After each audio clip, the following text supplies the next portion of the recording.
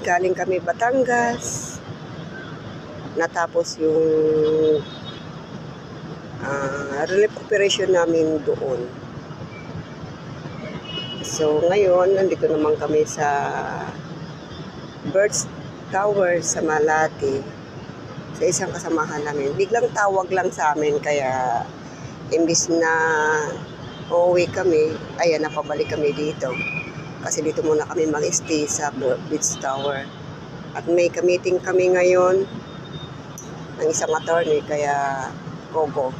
Wala mo nang pahingahan. Tapos bukas meron din kami lakad, 2-day seminar, wala pa rin pahingahan. Ito yung view ng ito yung sa dulo na yan. Yan ang Dolomite Beach.